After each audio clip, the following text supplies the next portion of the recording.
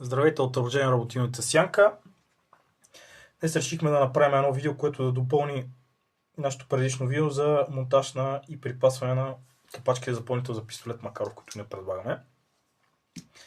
Това възниква с цел да се решат някои въпроси, особено с ползвателите на ръкохватката на FAT Defense, защото при определени обстоятелства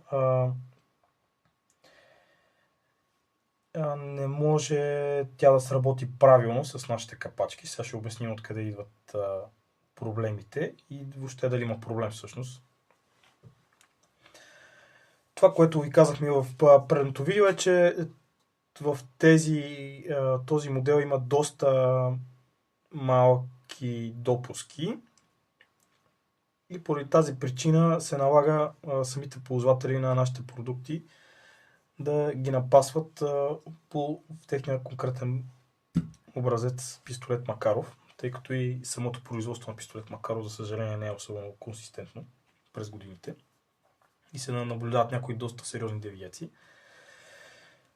Но въпреки това сме намерили начин да зарадваме нашите клиенти.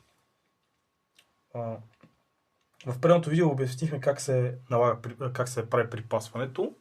За целта ви е нужна пила по възможност някаква по-ситна.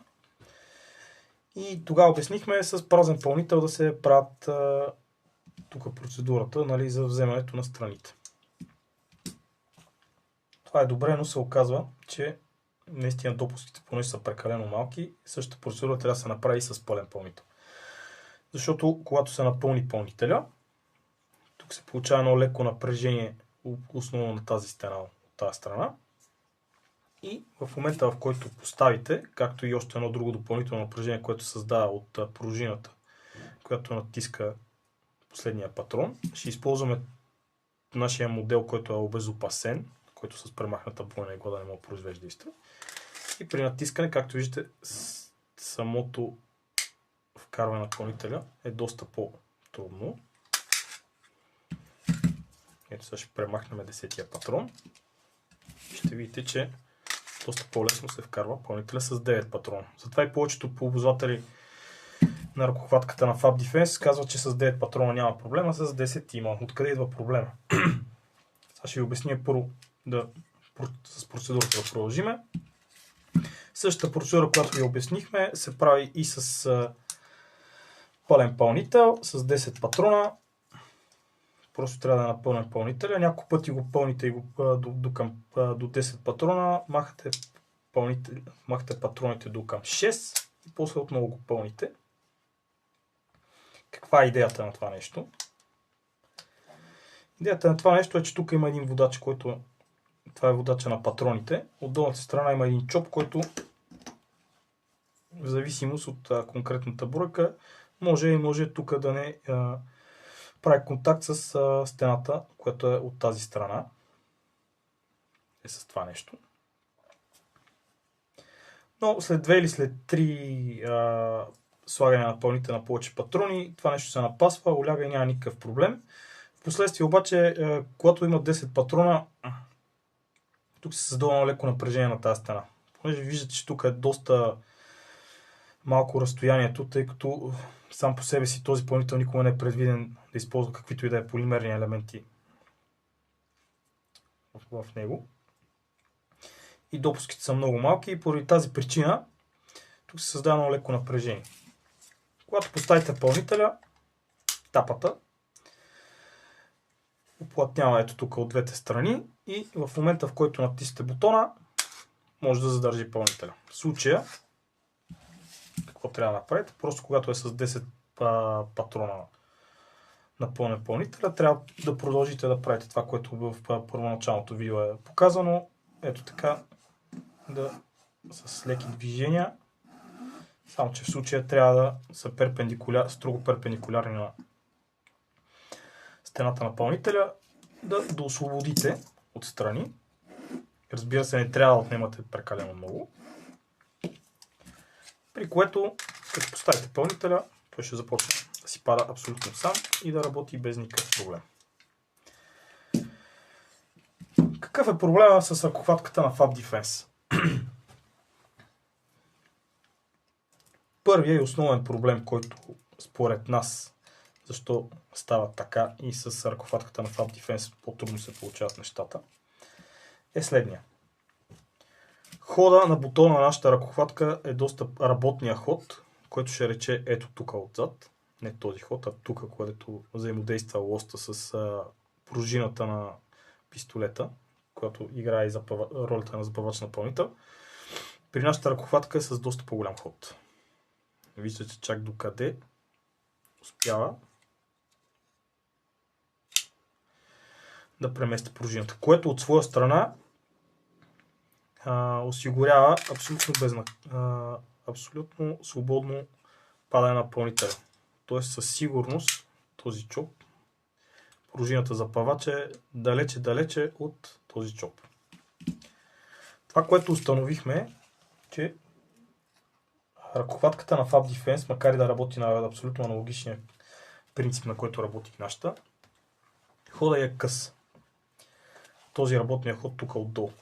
И се оказва, че при някакви обстоятелства, особено когато има съвсем малко съпротивление, тук ако не са взети хубаво стените, смисъл да са освободени и да пада пълнителя свободно, дори най-малкото съпротивление, въпреки че такова, се оказва, че дори при пълен ход на ръкохватката на Fab Defense, когато минава лоста, се оказва, че той не освобождава абсолютно напълно пълнителя. Остават тук едни, може би 1/10, които при нормална работа на пълнителя не би трябвало да правят проблем. Но ако има някакво допълнително напрежение, както се създава тук от нашата капачка на стените, ако не са достатъчно добре освободени, пълнителя общо взето си остава вътре, натиснали сте бутона на Fab Defense и тук остава пълнител и казвате, това нещо не работи. Не е това причината. Причината е, пак казвам, има някакво минимално напрежение, което се създава тук, което трябва по познатия начин да бъде премахнато. Другото нещо, което е, предстои корекция на модела. Тук задните стени на пълнителя, на нашите капачки, трябва да бъдат ето така леко скосени. В новия модел, в смисъл коригирания модел, това на ползвателите на Fab Defense ще бъдат изпращани такива с коригиран скос. Тези капачки, още от тук леко пак създават едно напрежение, което като се премахне по никакъв начин вече нещата си работят. Тук ще приключим видеото и ще монтираме ръкохватката на Fab Defense. Ето ни отново. Както виждате, монтирали сме ръкохватката на Fab Defense. Тук какво трябва да имате предвид? Предполагам всички ползватели знаят. За съжаление не знаем поради каква причина. Болта, който отзад се натяга самата ръкохватка, е прекалено дълъг. И има вариант, когато е много затегнат, да не може въобще да пада пълнителя, както в случая. Нас не е ясно защо не са го предвидили. Това беше нашата ръкохватка с точно конкретни размери с оригиналния болт да може да работи. Ето малко развиваме и както виждате съвсем спокойно работи всичко, тъй като вече е достатъчно освободен пълнителя с 10 патрона, разбира се. Отново пак казвам, използваме нашия специално безопасен пистолет. Няма проблеми с подаването, няма проблеми с вземането на патрона. Пак казвам, тук проблема основно идва от наистина доста късия ход на ръкохватката на Fab.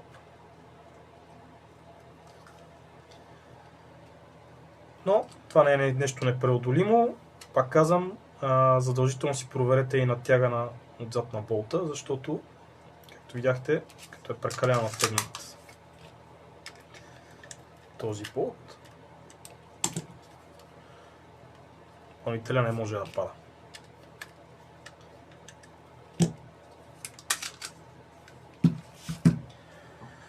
Благодаря и за вниманието. Също така искам специално да благодарим на нашите клиенти, които ни изостриха вниманието за този проблем. То не е проблем, а е просто въпрос, който трябваше да бъде изчистен.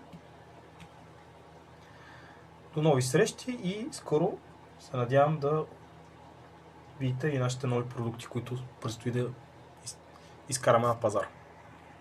Хубав ден!